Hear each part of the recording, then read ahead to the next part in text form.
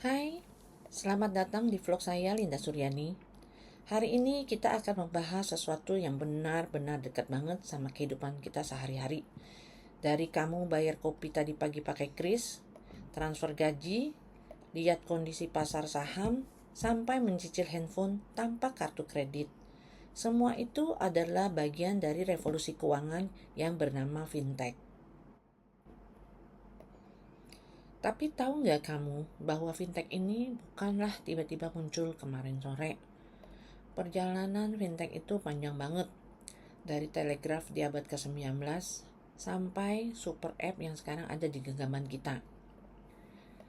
Dari telegraf di tahun 1866 sampai dengan kelahiran kris di Indonesia.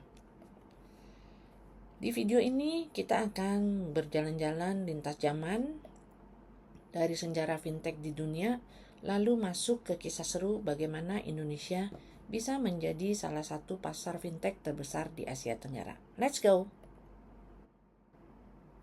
Oke, banyak orang mengira fintech itu lahir berbarengan dengan kelahiran smartphone. Padahal tidak seperti itu. Fintech lahir jauh lebih tua daripada itu.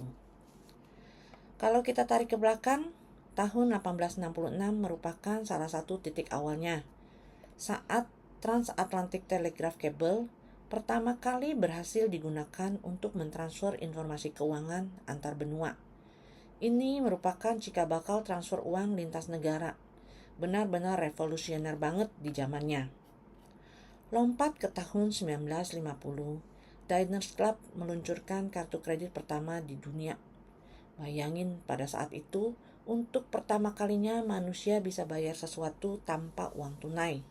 Ini mengubah cara orang bertransaksi secara fundamental. Kemudian di tahun 1967, Barclays Bank di London memasang ATM pertama di dunia. Sekarang kita menganggap ATM itu hal yang biasa, tetapi pada waktu itu, saat kita bisa mengambil uang tengah malam tanpa ketemu teller, merupakan suatu keajaiban. Masuk ke era 1970 sampai 1980-an, SWIFT, Society for Worldwide Interbank Financial Telecommunication, didirikan pada tahun 1973. Ini jaringan yang sampai sekarang masih menjadi tulang punggung transfer antar bank internasional. Lalu, tahun 1994, Stanford Federal Credit Union menjadi bank pertama yang menawarkan internet banking. Dan pada tahun 1998, PayPal lahir. Di sini sudah mulai terasa familiar kan? PayPal membuktikan bahwa orang mau mempercayakan uang mereka ke platform digital yang bukan merupakan bank tradisional. Nah, ini bagian yang menarik. Krisis keuangan global pada tahun 2008 justru menjadi pemicu terbesar kebangkitan fintech modern. Kenapa hal ini terjadi? Karena pada saat itu kepercayaan publik terhadap bank tradisional mulai jatuh. Orang-orang berpikir harus ada cara yang lebih baik daripada ini. Di saat yang sama, tahun 2008 juga merupakan tahun di mana Bitcoin lahir. Satoshi Nakamoto menerbitkan white paper-nya. Konsep blockchain dan desentralisasi keuangan mulai menjadi pembicaraan serius. Masuk tahun 2009 sampai 2013, Stripe, Square, dan Kickstarter lahir. Fintech bukan lagi soal bank digital semata, tetapi soal payment processing, crowdfunding, peer-to-peer lending. Ruang lingkupnya terus membesar dan meledak. Era tahun 2010-an adalah masa keemasan neobank.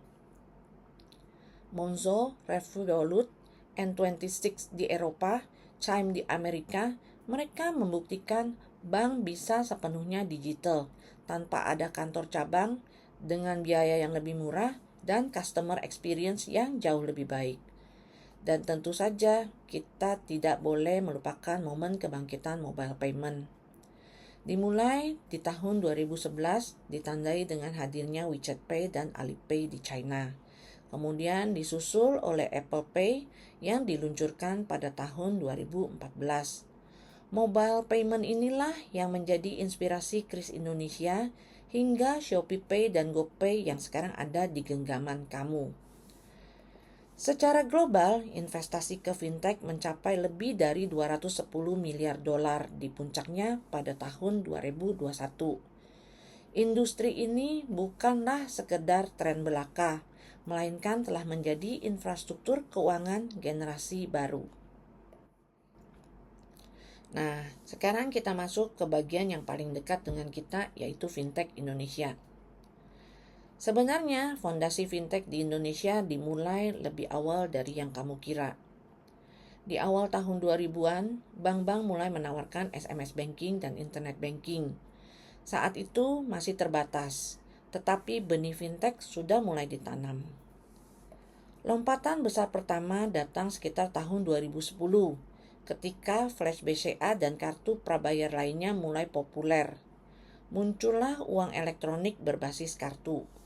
Pada saat itu, uang elektronik masih berbentuk fisik dan masih terbatas. Titik balik sesungguhnya terjadi ketika Gojek meluncurkan GoPay di sekitar tahun 2016. Ini bukan sekedar dompet digital, ini integrasi ekosistem. Bayar ojol, beli makanan, bayar tagihan, semuanya itu terdapat di dalam satu aplikasi. Konsep super app mulai lahir di Indonesia dari sini. Bersamaan dengan itu, OJK, Otoritas Jasa Keuangan, mulai serius mengatur ekosistem ini. Tahun 2016 menjadi tahun regulasi fintech Indonesia mulai terbentuk, dengan aturan peer-to-peer lending dan uang elektronik yang lebih jelas. Lalu, di tahun 2019, Bank Indonesia meluncurkan KRIS, QR Code Indonesian Standard. Ini merupakan game changer, di mana pedagang kaki lima, warung, tukang bakso, semua bisa terima pembayaran digital dengan satu QR Code. KRIS menjadi salah satu infrastruktur inklusi keuangan terbesar di Asia Tenggara. Pandemi tahun 2020 menjadi akselerator luar biasa. Orang yang sebelumnya tidak mau menggunakan dompet digital tiba-tiba harus beradaptasi. Pengguna e-wallet melonjak drastis. Transaksi digital di Indonesia naik ratusan persen. Oke, sekarang mari kita lihat kondisi terkini. Ekosistem fintech Indonesia itu luas banget. Ada beberapa kategori besar yang perlu kamu tahu. Pertama, payment dan e-wallet. Contohnya GoPay, OVO, Dana, ShopeePay, Link aja. Persaingan yang terjadi ketat banget. Tapi KRIS membuat semuanya interoperabilitas. Yang menang bukan aplikasi yang cuma punya user terbanyak, tetapi yang memiliki ekosistem paling lengkap. Kedua adalah pinjaman digital, P2P lending dan BNPL. Kredit Pintar, Akulaku, Kredivo, Indodana. Buy now, pay later. Meledak terutama di kalangan Gen Z dan milenial. Per 2024 ada ratusan platform P2P lending yang terdaftar di OJK. Ketiga, investasi digital, Bibit, Ajaib, Stockbit, Bareksa. Ini yang paling bikin excited. Investasi reksadana dan saham yang dulu cuma untuk orang kaya, sekarang bisa dimulai dari Rp10.000. Semua orang bisa berinvestasi. Inilah inklusivitas finansial yang sesungguhnya. Keempat, neobanking dan digital banking.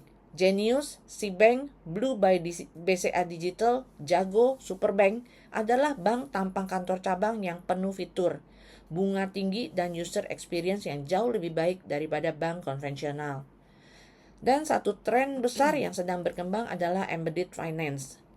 Fitur keuangan yang dimasukkan langsung ke aplikasi non-keuangan, misalnya Tokopedia, Shopee, Traveloka. Semuanya mempunyai fitur kredit, asuransi, dan investasi. Sampai di sini, batas antara e-commerce dan fintech semakin kabur. Walaupun terlihat menarik dan menjanjikan, tapi harus kita akui tidak semua hasilnya manis. Fintech Indonesia masih memiliki PR besar. Pinjol ilegal masih menjadi momok. Ribuan kasus pelecehan penagihan bahkan sampai mengganggu kesehatan jiwa. Literasi keuangan digital masih rendah, terutama di luar kota-kota besar. Regulasi keuangan yang terus berkejar-kejaran dengan inovasi yang bergerak super cepat. Kedepan yang menarik untuk diawasi adalah peran AI dalam credit scoring, kebangkitan aset kripto yang diregulasi, dan bagaimana open banking bisa membuat semua layanan keuangan terhubung dengan lebih seamless. Satu hal yang pasti, perjalanan fintech Indonesia baru saja dimulai. Dari telegraf tahun 1866 sampai ke kris tahun 2019. Lalu entah apa lagi yang akan lahir di masa 5 tahun ke depan. Perlu dicermati bersama, keuangan adalah salah satu bidang yang paling cepat bertransformasi. Dan kita semua menjadi bagian dari cerita ini. Kalau kamu suka konten kayak gini, deep dive sejarah dan teknologi yang relate sama kehidupan sehari-hari, jangan lupa subscribe dan tinggalkan komentar.